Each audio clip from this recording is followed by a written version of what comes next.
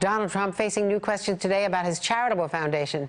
This time, the allegation that it did not have the proper certification to solicit money. Joining me now is David Fahrenthold, the Washington Post reporter who has been digging into all of this. What is the significance of this if you can establish that he did not certify this foundation? Well, so we're talking about New York state law. Under New York state law, Trump's foundation needed to get a certain kind of registration in order to ask other people for money. And if it did that, it needed to submit to annual audits that would look through its books and make sure, for instance, it wasn't paying money out of the foundation to help Trump or to help his businesses. So it didn't do that, even as it actually was out there looking for money from a lot of people. So there's a couple consequences. One, the foundation hasn't been subjected to the level of scrutiny, the level of auditing that it should have, it appears. And also, now that we've discovered this could give the New York Attorney General a lot of power to go after the Trump Foundation for violating the law.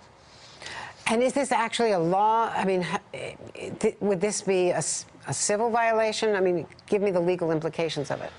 It's a civil violation, but the statute actually gives the New York Attorney General, Eric Schneiderman, who's a Democrat, is already investigating Trump. It actually gives him a lot of leeway in this case. So he could do things like he could get an injunction to stop the Trump Foundation from raising any more money. He could cancel its registration in New York State, make it move to some other place. And he could actually seek a court order to make the Trump Foundation give the money back that it raised illegally, which in this case could be millions and millions of dollars. And as you have previously reported, they are already investigating allegations of self-dealing, which is, again, would be a violation of the way you can use your own foundation.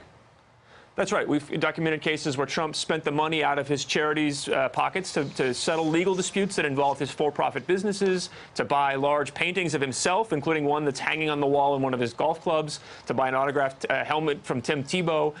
So if Trump had actually filed the right paperwork and gotten the right kind of registration, he would have had to submit to an audit that would look specifically for that kind of transaction. Was Trump using the foundation's money in the wrong way? He didn't, so nobody found it until this year. I presume that you're still looking into the financial dealings. I mean, all of this is partly because we don't have his tax returns, so you are piecing things together peripherally on what you can find out about his philanthropy. Otherwise, it would all be laid out in his tax returns. Right. The Trump Foundation actually has to release its tax returns publicly, so that's why we have so much information about it, unlike Trump's personal tax returns, which he has not released. If the personal ones were released, we might know if Trump is giving donations to charity out of his own pocket, as he's always claimed, but I've found no proof of that so far. David Fahrenthold, the reporter on the case for the Washington Post, thank you so very much.